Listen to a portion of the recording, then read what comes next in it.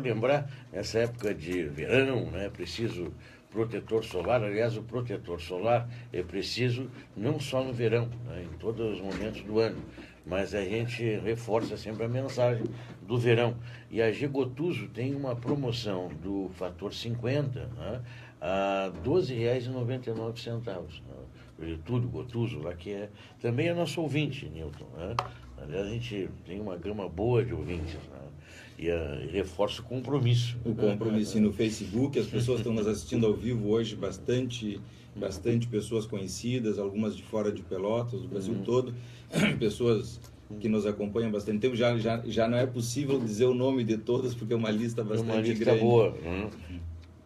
Mas eu percebo assim, Newton, que a gente, né, às vezes tenta, né, ensinar um filho, né, a perceber a parte numérica, né, de história, de português e tal, e tu não ensina ele a exercitar as suas percepções, os seus sentidos, né?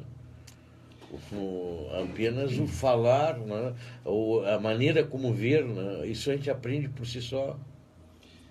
Vai muito da relação em especial com a mãe do bebê, do recém-nascido, no sentido de criar na criança esse clima, esse olhar no olho enquanto aleita, enquanto muda, dá banho, nos cuidados básicos, o cantarolar, o fazer dormir, esse holding que é necessário nas relações para sempre, mas em especial nas relações primárias, no sentido de conter a criança, abraçar a criança, envolver ela num clima afetivo que a criança perceba afetivamente, desenvolva sua capacidade afetiva através da percepção de que aquele cuidado todo não passa só pela nutrição, mas fundamentalmente pelo afeto. Que a criança relacione a nutrição não só como algo de prover as suas necessidades, mas além do mais de prover as suas necessidades, não só nutritivas, mas também as suas necessidades afetivas. E nós vamos entrando para dentro da criança através de outras variáveis, que é a capacidade da criança entender quando nós estamos preocupados, angustiados, quando nós estamos ali de verdade, quando nós desenvolvemos, nos entregamos na relação, quando a mãe se desveste da vida, digamos assim, para se colocar no cuidado com aquela criança e certamente o pai. Eu digo a mãe porque no primeiro momento se pensou que tudo isso acontecia só na relação entre o bebê e a mãe. Hoje se sabe que o bebê se conecta e necessita da relação com o pai, dos avós, das pessoas da casa. Todo mundo de alguma forma tem que ter um certo cuidado nesse sentido dessa entrega, até os animais domésticos, cachorro, gato. Agora, Nilson, se tu pegares, por exemplo, uma criança que tenha problema de visão, né, ela tem uma força, né, que ela multiplica a sua capacidade de percepção com outros sentidos, né?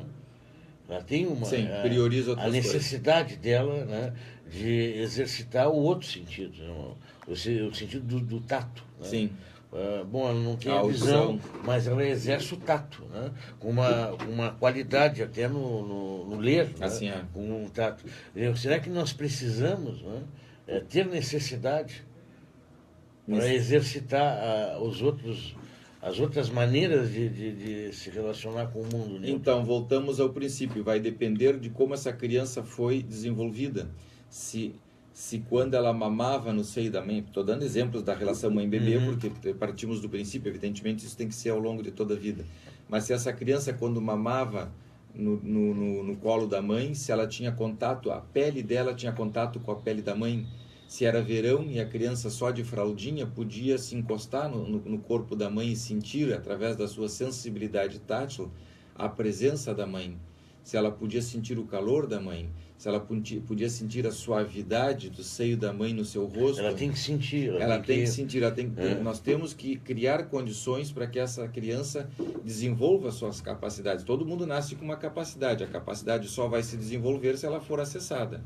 Os cheiros, por exemplo, sentir o cheiro da pele da mãe, do suor da mãe, os batimentos cardíacos da mãe, que a criança já sentia intrauterino. Eu estou dizendo mãe porque é mais fácil das pessoas entenderem em casa, evidentemente, mas isso é a primeira coisa que tu vai ter também, a primeira... Se a criança está mamando ou está deitada, acolhida no colo da mãe e a mãe está taquicárdica, coração saindo pela boca, essa criança vai ter a percepção de que a mãe está assustada, que a mãe está angustiada, que a mãe está apavorada, que aconteceu alguma coisa com a mãe, que a mãe bebeu, que a mãe cheirou cocaína, que a mãe queimou uma pedrinha de crack, fumou maconha, qual é o cheiro da maconha? Ela vai exalar pela sua transpiração. Aquilo vai ficar marcado. Com certeza, isso vai entrando para dentro da criança e fazendo parte do mundo interno da criança. O problema é que quem usa esse tipo de coisa não tem essa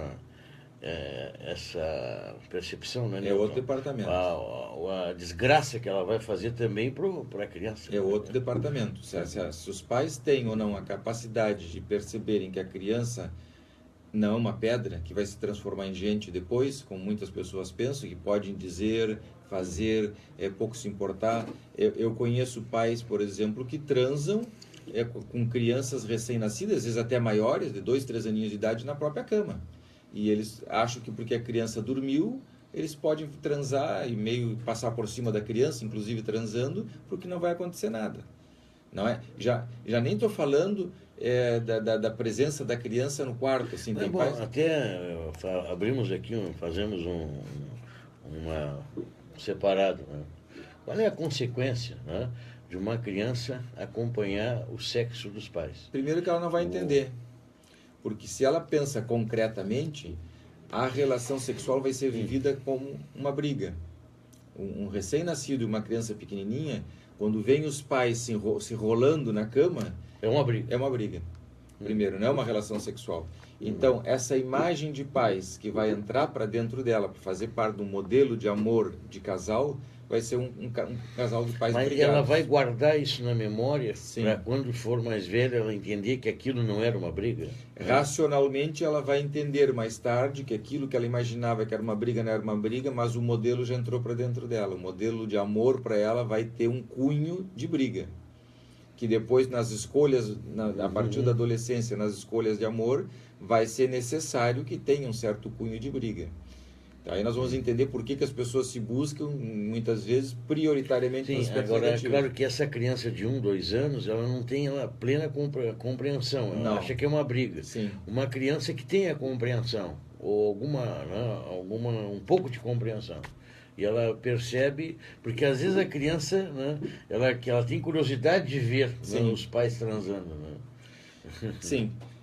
Bom, se a criança tiver mais idade, tem crianças que ficam no quarto dos pais até os 12, 13, 14 anos de idade. Como uma imposição dos pais, porque os pais se angustiam de que os filhos se separem deles. Então, tem crianças com 7, 8 anos de idade que os pais transam, que elas se fazem que estão dormindo, mas assistem e escutam tudo silenciosamente, uma noite atrás da outra. E essas crianças ficam hiperexcitadas sexualmente. Então, são crianças que depois, quando saem dali, vão para a escola, estão com os amiguinhos, estão dentro de casa, são crianças que são inquietas, têm dificuldade de aprendizado, têm dificuldade de se conectarem, são hiperexcitadas muscularmente, correm para um lado para o outro, se machucam com frequência, têm brincadeiras agressivas, são destrutivas muitas vezes com os brinquedos, vão dramatizando isso que eles assistem dentro do quarto na sua vida com as variáveis que são possíveis. E a partir daí, então, nós vamos entendendo que essa criança tem uma excitação, digamos assim, que se reflete nos músculos, ou às vezes até na rapidez da cabeça, que não permite ela se concentrar o necessário para aprender, que vem dessas vivências sexuais dentro do quarto dos pais. Agora, como isso... bom, o sexo é algo normal, né? Mas só que como isso atrapalha muitas vezes a criança, né? O adolescente. O sexo é algo normal, mas é coisa de adulto. Criança tem sexualidade, mas é uma sexualidade infantil que não envolve o coito. A sexualidade é uma coisa. Se masturbam, né? Às vezes até na cama, né? Sim, mas não é um coito. Não é um coito. A penetração do pênis na vagina, que caracteriza o sexo adulto, a criança não tem. Então, a sexualidade infantil é uma coisa, sexo adulto é outra coisa. O coito em si é outra coisa. Então, as pessoas têm que separarem uma coisa. Porque o que hoje a gente percebe cada vez é mais tenra a idade, né? Na iniciação do coito, né? Nem vou dizer do sexo, mas do coito. Então, porque nesse caso, bom, aí quando tu diz tenra idade, nós estamos falando de meninas na puberdade, com 9, 10 9, anos 10 de idade, anos, que até às vezes engravidam. tem, né? Que até engravidam. Situações assim meio complicadas. Né? Bom, mas aí nós Quando estamos não falando... é algo, eu digo, comportamento marginal de adultos, né? em Digo entre crianças. especial dos pais. Os pais, quando algum adulto faz isso, né, aí é vítima, não é mais... Bom, mas aí nós já estamos numa patologia monstruosa, assim, um ambiente familiar absolutamente deturpado, assim, do ponto de vista da saúde mental. Quando acontece essas coisas, uma menina de 9, 10, 12 anos de idade se iniciar sexualmente e engravidar, geralmente quem engravida é o pai, o filho geralmente é do pai nesses ambientes, ou do tio, mas habitualmente é do pai. Nós estamos já no nível, fugimos da normalidade há muito tempo, tanto dos pais quanto da criança, evidentemente. E aí já estamos num ambiente absolutamente... Já estamos falando de coisa de patologia, crônica policial, já saímos até da... Não, mas aí a questão toda, até voltando, né? A criança que ela assiste, né, o sexo dos pais, ela está propícia a ter uma inicialização? Não necessariamente, mas pode. Geralmente está associado, mas não é uma condição única para que isso aconteça. É preciso outras coisas. Normalmente, para que a criança se inicie sexualmente, é preciso que ela tenha, assim, a excitação, mas além do mais é preciso que o ambiente favoreça, permita, propicie uma série de contatos que muitas vezes em famílias que os pais ficaram com os filhos até mais tarde dentro do quarto, não existe. E nesse caso a iniciação sexual até fica tardia. Mas certamente vai atrapalhar essa criança. Com certeza vai atrapalhar. Mas isso provém geralmente da ideia que os pais têm de que as crianças só viram gente mais tarde.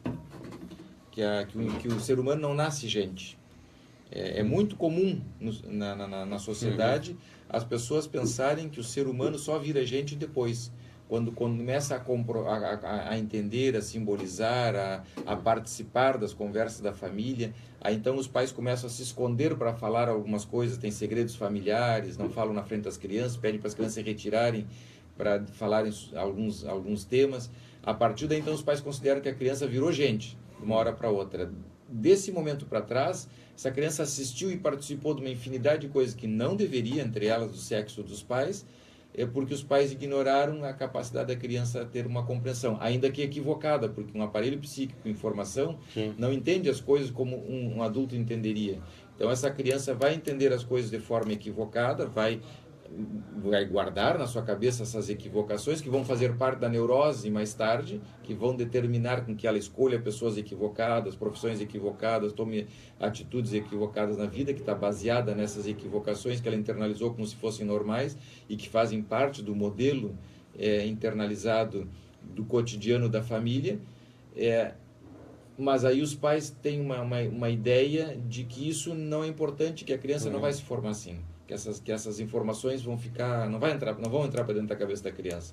E é uma equivocação básica. Ela está percebendo, hoje já trabalhamos com que as percepções intrauterinas já fazem parte da personalidade da criança. Mas, Newton, acontece que a mulher grávida também ela faz sexo, né?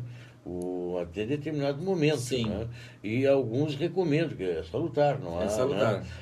Agora, muitas vezes há constrangimento até do próprio homem, né, em manter uma relação sexual, né, com a mulher na gravidez. Né? Bom, mas aí é por outros motivos, não tem que ver com a criança, é um constrangimento do homem, ou seja, o homem, vamos traduzir o constrangimento, o homem tem uma crise de angústia ou se angustia, porque ele sente que ele está tendo uma relação a três. Já a presença do filho na barriga da mãe faz com que aquela pessoa tenha vivências da sua história de vida, provavelmente lá dos seus pais também, com ele pequenininho, onde ele... Mas ele tem a três ou não tem? Ele quem? Aliás, a relação não é a três? Na gravidez? Porque mesmo o feto, ele não se senta pela sensação da própria mãe? Não, não por uma razão muito simples. É diferente. Uma coisa é tu estar dentro da barriga e ser envolvido numa relação de amor dentro da barriga. Outra coisa é tu estar fora da barriga, assistindo, escutando e vendo. Ainda que de olhos fechados, tu estás vendo. Tu estás ali participando da relação, sem nenhuma membrana, sem nenhum músculo, sem nenhuma proteção. O corpo da mãe é uma proteção, uma barreira protetora. Mas a sensação que a mãe tem de excitação Sim. Né? Ela vai obrigatoriamente passar para o feto. Mas a excitação que a mãe sente durante a relação sexual ou durante qualquer ato de amor e que passe para o feto é salutar. Como é salutar que ela passe para o recém-nascido durante a amamentação, por exemplo, os cuidados básicos. Toda mãe, e nós temos exemplos infinitos, né, no consultório, nas famílias em casa, de que o ato de aleitamento materno, que o ato do parto, do recebimento daquela criança, dos cuidados básicos daquela criança, é um ambiente de amor extremamente profundo. E a mãe se emociona, a mãe está junto. Viajando nessa relação mãe e filho, né?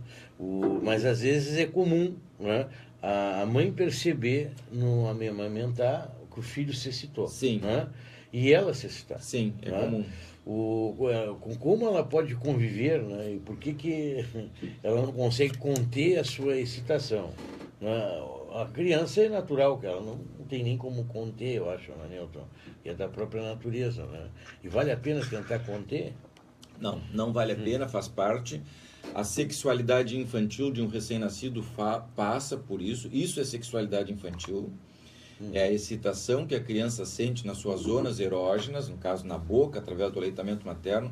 A mucosa oral é muito rica em terminais, fibras nervosas em terminais que vão levar para o cérebro ou para o psiquismo dessa criança sensações muito gostosas. O fato da nutrição por si só é extremamente gostoso. Não é por acaso que as pessoas depois vivem preocupadas com a comida ao longo da vida e se desesperam se não tem comida e etc, etc. Independentemente que possam ter outras coisas envolvidas com a questão da nutrição, mas o certo é que o aleitamento materno mamar é muito gostoso. Todos os homens têm uma certa experiência com isso depois na vida adulta, através das relações sexuais, reproduzindo situações com as mamas, com os seios das suas parceiras. Sim, o homem adulto, ele beija a mama, né, para excitar a mulher. Ou para relembrar também. Com certeza, com certeza. Não é só para excitar a mulher, senão tu poderia pegar o dedinho do pé. Mas a mulher se excita. Não, naturalmente. Então, como se excita com a criança muitas vezes mamando, porque é um órgão do prazer. Tem terminações nervosas, o mamilo é extremamente, e a auréola é extremamente inervada, tanto é que nas próteses de mama, uma das grandes preocupações, não é só com relação à mama, mas com relação ao prazer, tanto no sentido da relação sexual com os parceiros, quanto no próprio aleitamento materno. É uma grande preocupação, não é só a glândula que importa nas próteses, então se tem um cuidado muito grande, existem questionamentos, existem preocupações enormes com relação a isso. Mas o que novamente nos remete à questão do prazer.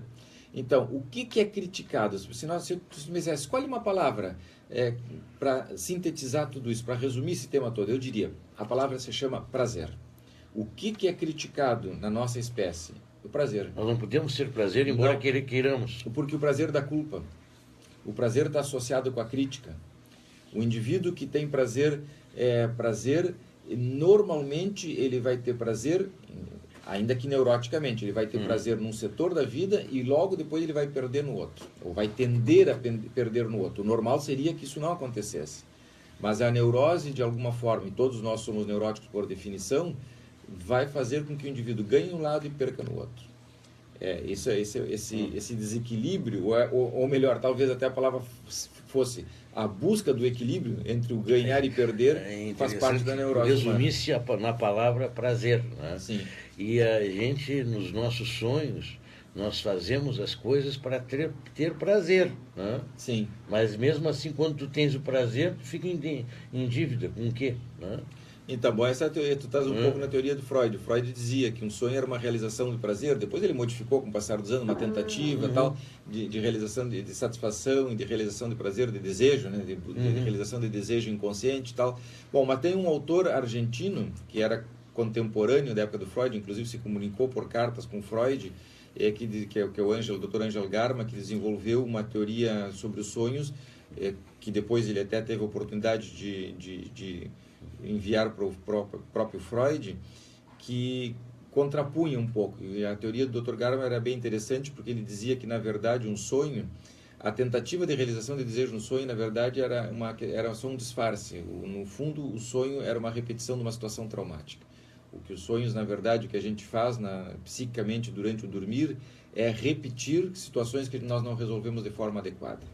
Então aí já damos um passinho mais na teoria e tal, mas de qualquer maneira o sonho tem que ver como porque a gente não sonha uma vez só. São duas precisa de uma coisa e de outra. São duas teorias que se complementam, elas não são antagônicas, elas se complementam. Até que o Dr. Garber era um profundo estudioso de Freud.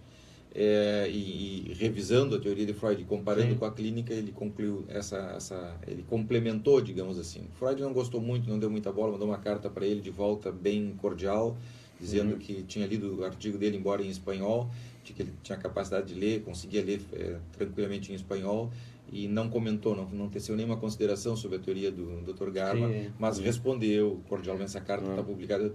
Todos nós temos uma Mas eu acho que essa outra leitura do sonho, como, né, eu acho que é interessante, é real, né? Isso é real, tu carrega para o sonho, às vezes, teus problemas.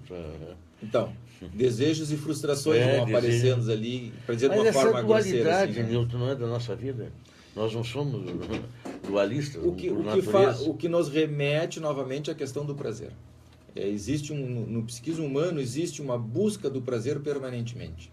E, ao mesmo tempo, um desespero para que o prazer não aconteça. Nós temos esse antagonismo. Uma parte do nosso psiquismo, para dizermos assim, a questão mais inconsciente, mais profunda, se rege pela lei do prazer e desprazer.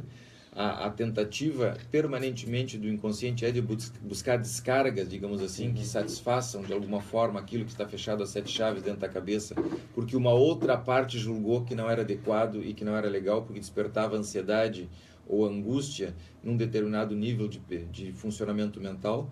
Então é como se nós tivéssemos uma espécie de um presídio dentro da nossa cabeça, que durante o dia fica hermeticamente fechado e incomunicado, não pode dar nenhum tipo de sinal porque desperta angústia em nós. E a angústia, os ataques de pânico tem que ver com esse tema, quando as grades de alguma forma são facilitadas ou arrombadas, psicamente falando, e usando uma metáfora, e lembrando do Neri agora, Lascano, quando as grades são arrombadas e as defesas cedem um pouquinho, e isso que está dentro, as 7 chaves fechado dentro de nós, se insinua na nossa consciência, o psiquismo reage com um sinal de alerta, que é a angústia, que é o pânico, e faz com que as defesas sejam retomadas e aquilo que está tentando aparecer na consciência seja novamente reprimido. Isso faz parte do funcionamento dos mecanismos de defesas, etc., dos diferentes níveis de funcionamento mental. Aqui já estamos falando do pré-consciente, então tem que ver com o tema da atenção, das fantasias inconscientes e conflitos reprimidos e tudo mais. Mas o inconsciente, quando tenta se mostrar, ou tenta forçar aquilo que está reprimido e fechado a 7 chaves dentro de nós, tenta forçar as barreiras para se manifestar na consciência, numa tentativa de satisfazer um desejo. Vamos supor que o indivíduo tenha dentro de si, estamos falando do aleitamento materno, dos prazeres de mamar a mãe, e que em determinado momento alguém diz: não, como assim, prazer em mamar na tua mãe? É a tua mãe? Não, só um pouquinho. Faz isso com outra mulher, esquece a tua mãe. Mas aquilo já está na memória, já está armazenado, porque ele mamou concretamente na mãe e teve prazer na mãe, se esfregou no colo da mãe, se esfregou no corpo da mãe, teve uma ereção. Sim, isso vai estar um diálogo interno. Então, eu estou dramatizando o psiquismo dele. Dramatizando, mas é um diálogo interno. Para que as pessoas entendam. A pessoa depois, no futuro, vai se constranger em, de repente, né, beijar um seio de uma mulher. Porque pode estar associado... Fetiche, vai ter um fetiche ali. Porque pode estar associada com aquelas primeiras vivências que eram extremamente gostosas e que logo depois ficaram nojentas. E aqui eu estou usando a palavra nojenta de propósito, porque o nojento já tem que ver com uma qualidade... Sim, aí a sexualidade passa a ser nojenta, passa a ser suja. Por aí. Aí a pessoa tem que fazer sexo aí correndo e tomar banho, a pessoa tem que fazer sexo vestida, a pessoa tem que fazer sexo no escuro, não pode olhar o outro, porque o sexo passou a ter essa característica nojenta. Por que nojenta? Porque em determinado momento foi muito bom, muito gostoso. Mas ele não pode ter prazer. O prazer surge, a crítica ao prazer... Bom, todos nós nós somos um pouco assim. É uma loucura. Esse é o psiquismo humano. Por isso as pessoas são tão tortas e tão complicadas em termos gerais. Não é fácil. É uma das coisas, acho que mais prazerosas que o horário não é muito bom, mas é uma das coisas mais prazerosas da vida é uma boa relação sexual, né? É ter uma... Para um nível de funcionamento mental. O outro olha e diz, cara, não tá com nada, isso aí é até sujo. Como é que tu pode? Não tem, é imoral. O que estás fazendo aí? Levanta e vai embora. Fica impotente. Então, de alguma maneira, essas questões todas estão presentes na nossa cabeça. Depende de cada cabeça, de como é que as coisas são configuradas, e etc, etc, para que isso se manifeste. Mas isso nos mostra que a criança não vai virar gente depois. Ela é gente desde sempre. Só que vai funcionando e armazenando e entendendo essas coisas todas de uma maneira mas aí, muito primária. a família, lá no seu início, como lida com essa parte, né, da sexualidade infantil? Vai ser o futuro do adulto. A sexualidade infantil define o futuro do adulto, com certeza. E aí a sexualidade infantil passa pelo aleitamento... Pelo carinho, pelo dar banho, pelo vestir, pelo alimentar, pelo caminhar, pelo dar a mão, pelo conter, pelo fazer dormir, abraçar, beijar, levar para a escola, trazer da escola, entender as dificuldades, falar de coisas... que para a criança tem uma complexidade enorme, como, por exemplo, fazer adaptação na escola, ficar sozinha na escola, se desprender, vivências de desprendimento, que vai ficar sozinho, que nunca mais vai ver os pais, que vai morrer, que vai sucumbir, e todo esse holding, esse abraçar, essa contenção necessária que os pais e os adultos têm que ter para com a criança e, ao mesmo tempo, ajudá-la para que ela possa seguir adiante no seu crescimento, em vez de reter dentro do quarto, dentro da infância, dentro da família. Agora, Nilton, se a gente analisar até na religiosidade, em muitas delas, não vou citar nenhuma nem outra, mas em muitas delas, coloca, né, a sexualidade como algo pecaminoso, né? Sim. Quer dizer, a nossa instituição, né, religiosa, que nós construímos, mas não foi, né, foi construído por nós mesmos, né, as ideias religiosas. Então, quer dizer, nós mesmos colocamos no religioso, no sacro, né, uma penalidade, né? É pecado, é sujo, né? E quem está dentro de uma religiosidade não pode ter sexo, quando isso é uma hipocrisia bárbara, né? Porque tu vai ter sexo, pelo menos até na própria cabeça, no sonho, né? A religião só existe porque existe repressão. Se não existisse repressão, não haveria religião. A religião é consequência. É algo que nasce da repressão. A religião como nós conhecemos, vamos dizer sim, assim. Sim. Né? Crenças tu vai ter, né? É inevitável. Ninguém escapa disso. Mas eu me refiro a essa questão toda das regras, das leis, das ideologias e tudo mais. Ou teologias, né? Isso só existe porque existe repressão. Se o psiquismo humano não tivesse repressão e tudo fosse permitido e vivêssemos um pouco como animais, assim, no sentido do primitivo, de todo mundo transando com todo mundo, e tudo fosse permitido, certamente não existiria religião. Ela surge no mito, surge Ela surge quando em algum momento, dentro do nosso psiquismo, alguém diz, quando digo alguém, eu estou dramatizando, evidentemente, para as pessoas nos acompanharem em casa. Isso que tu estás fazendo não é legal. Isso é nojento.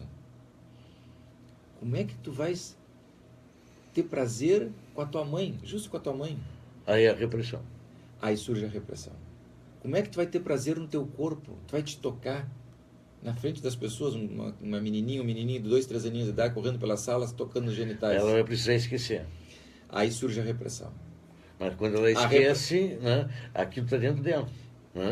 A repressão só tira da consciência aquilo que é proibido, que é feio, que é nojento, que é asqueroso. Aí surge o asco, o nojo, a crítica em termos gerais, e vai fazer com que essas questões todas sejam jogadas para dentro do inconsciente. Se arma uma barreira, fecha, se arma um presídio, fecham-se as portas, e a partir dali essas coisas só vão surgir na consciência deformadas. Aí surge o tema do sonho, surge o tema dos sintomas neuróticos, psicóticos e tudo mais. A partir desse momento, esses conteúdos que ficam represados dentro da cabeça do indivíduo vão encontrar canais de expressão, cada um como puder. Aí vai depender das vias que cada pessoa trouxer de berço. Aí, enfim, essa repressão acaba ligando a sexualidade também. Principalmente a sexualidade. A base da repressão está na sexualidade. Está na sexualidade. É o que mais provoca mal-estar no ser humano. Algum dia o homem rompe com esse tipo de situação? Não, jamais. A natureza dele? Não seremos seres humanos. O que caracteriza o ser humano, fundamentalmente, é isso. A nossa capacidade de inteligência, a capacidade de criar, de crescer tecnologicamente, não é o que nos diferencia do mundo animal. Sim. O que nos diferencia do mundo animal é essa estratificação psíquica. Sim. Porque essa visão moralista, assim, né, cheia de regramentos, né, que você já fica devendo quando nasce. Né? É algo impressionante. Sim. Você vai pagando a vida inteira e nunca fica pago a sua dívida. Nós vamos fazer um intervalo e já voltamos. E no Facebook também. Agora também vamos fazer o nosso intervalo. Mas como os assuntos mudam, né, de uma hora para outra.